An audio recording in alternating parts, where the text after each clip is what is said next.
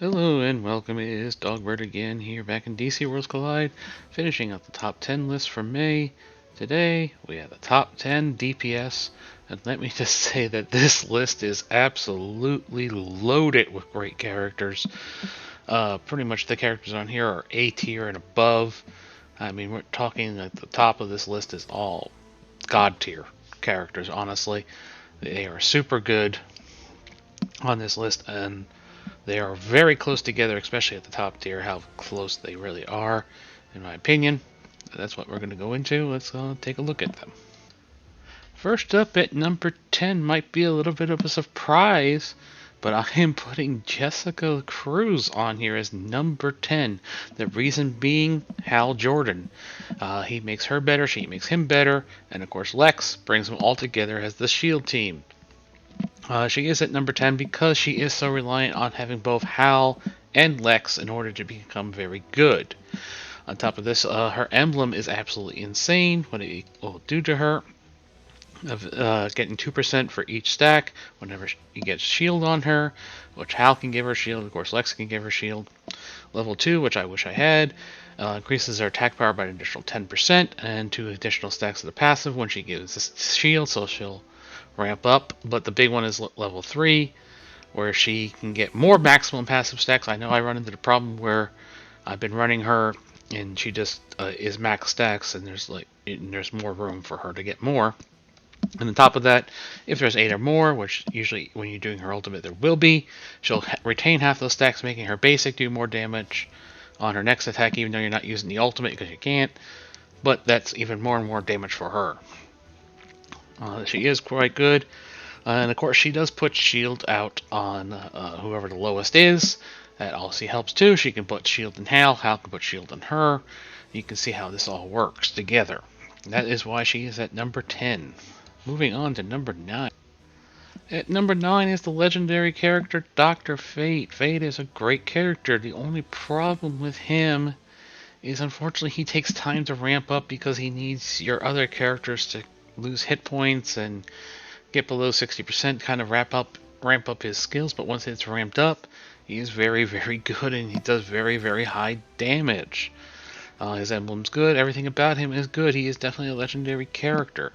Not a whole lot else to say about him. That's, like I said, his only downside is he just takes too long to ramp up. Moving on to number 8.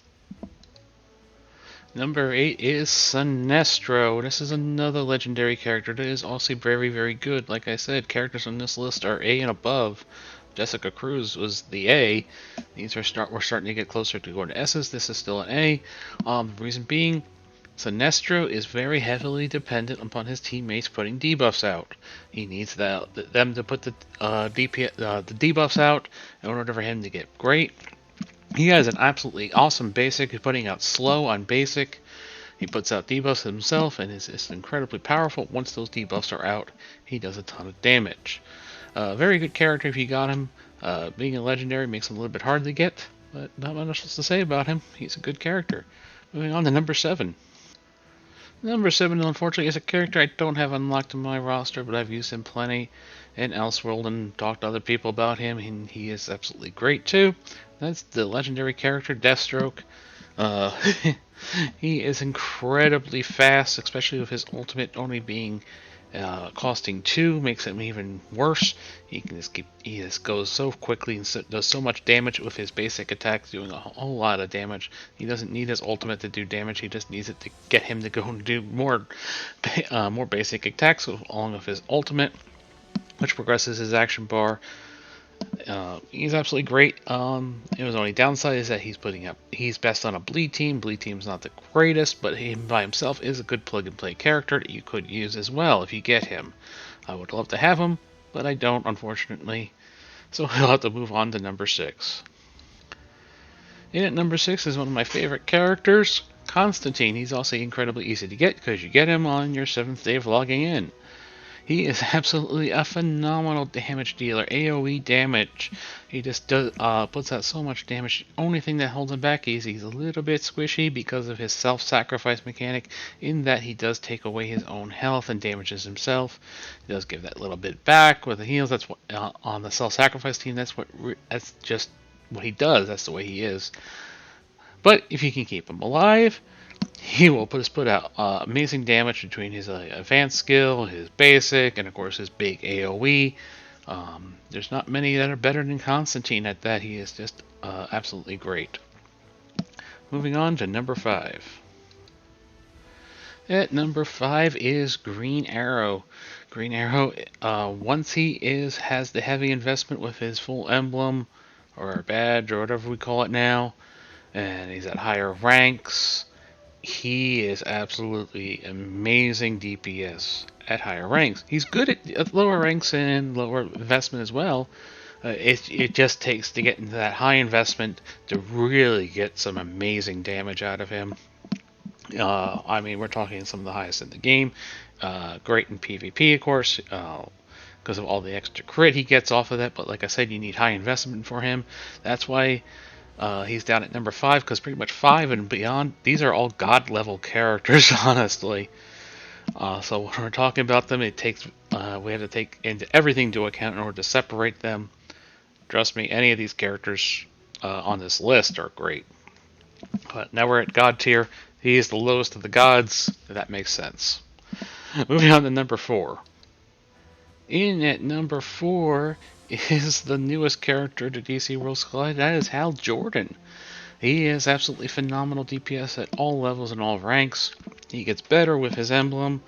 The only thing keeping him down from being higher up on this list is the fact that he is dependent upon having Lex Luthor and preferably Jessica Cruz to get the max damage out of him.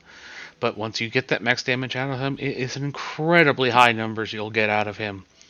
And I imagine it's going to get even more insane as we get him ranked up. He could move up very quickly once we get him a little bit more advanced. I only got him up to the purple emblem. He'll get better and better as I keep investing in his emblem. Getting his gear up, I don't have that maxed out as well. But he is just absolutely phenomenal. Definitely a legendary character. I'm so glad they brought him to the game. I wish he was higher, but unfortunately that dependence keeps him down, because this is another god tier character. The next 3 characters aren't as dependent on their teams. They're more plug and play friendly. That's why they outrank Hal. On to number 3. And number 3 is another character I wish I could get my hands on, but haven't been able to. And that is the Flash. Simply put, at the beginning of a match, he goes and knocks the other team's action bar back. And he's incredibly quick. He gives himself extra attack as the battle goes on. He ramps up a little bit more. He gives himself buffs. He's just incredibly quick. I mean, everything about him is amazing. He is best in like a PvP, like the arena. Not as good in PvE, unfortunately, but he's still good in PvE. He's just not as good. And he is absolutely phenomenal. You definitely want the Flash if you can get this legendary character. Let's go and talk about number 2 now. At number 2 is another character I wish I had. Again, it's another legendary character. It's Wonder Woman. Wonder Woman is highly dependent on having a whole lot of crit, but once you give her that whole lot of crit, she has a stun on her ultimate that can hit pretty much anybody on that team. It's an AoE. She has a silence, which is going to hit somebody across in the back row. She gives herself damage reduction as well, so she can be a little bit tankier. At earlier levels, you can definitely get away with her being up front as like a tank. I don't recommend that overall. You definitely want to get her in the back row. Absolutely amazing character. Definitely legendary. Definitely should be like this high. She is number 2, but there is a character better. And let's head to number 1.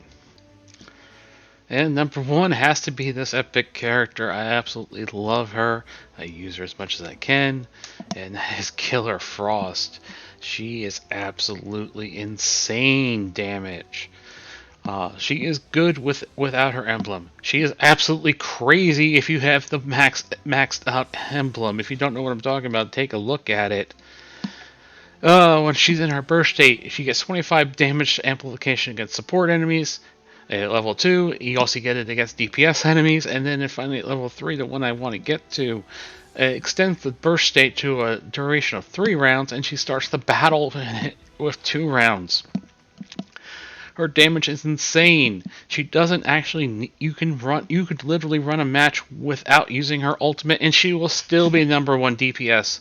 All her damage is based off of her basic. Her ultimate just makes her even better, speeding her up and putting her into that burst state to do even more damage.